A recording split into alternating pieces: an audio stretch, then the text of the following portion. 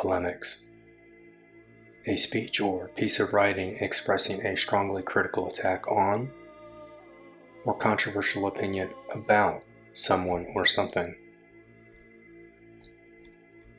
Hello, and welcome back to the Mannerbund. Today we're diving into the concept of polemics as it relates to theology and mythology, a term that's often thrown around but rarely understood in its full depth. In its simplest definition, a polemic is a speech or piece of writing that expresses a critical attack or controversial opinion.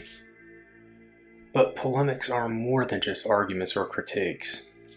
They can also serve as powerful tools to reshape belief systems. In theology, polemics are often used to establish independence from an earlier tradition, while still maintaining a connection to the cultural or historical roots of that tradition. This balancing act allows groups to create a new identity without severing the ties to their past.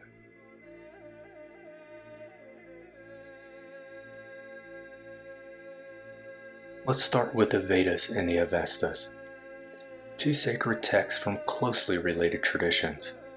The Vedas form the foundations of Hinduism, while the Avestas belong to Zoroastrianism.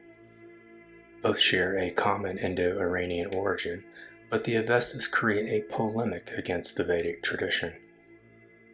In Zoroastrianism, gods celebrated in the Vedas, such as Indra, are redefined as devas, false gods, or even demonic figures, while Ahura Mazda is elevated as the supreme deity of wisdom and light.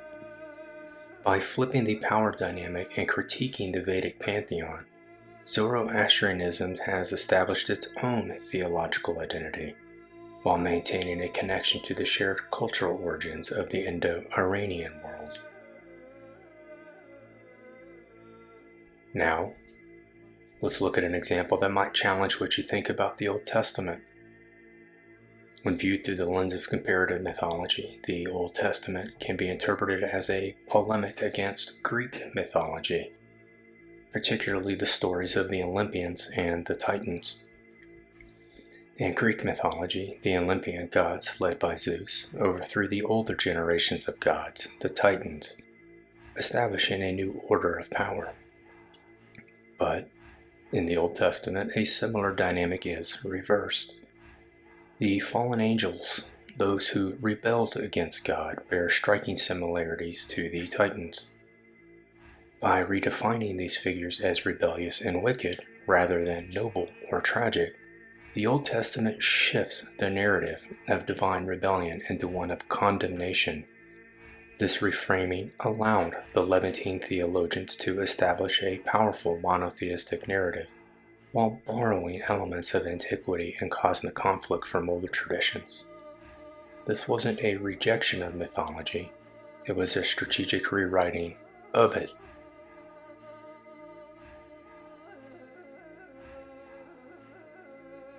For our final example, let's move to more recent history, the Protestant Reformation. This was a theological polemic against the Catholic Church. Martin Luther and other reformers wrote extensively to critique the practices and doctrines of the Church, particularly indulgences and the authority of the Pope. But rather than rejecting Christianity itself, the Reformation sought to reclaim what the reformers viewed as the original, uncorrupted teachings of Scripture.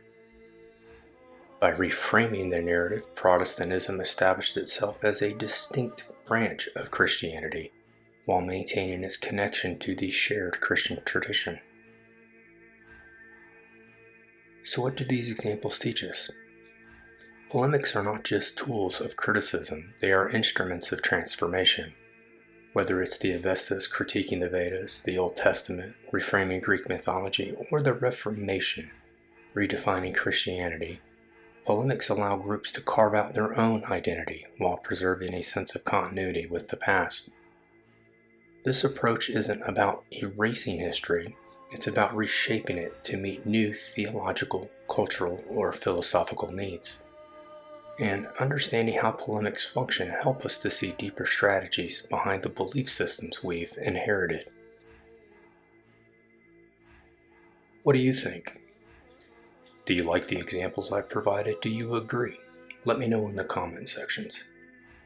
In future videos, we'll explore more examples of how belief systems and traditions are shaped by polemics and other tools of intellectual transformation.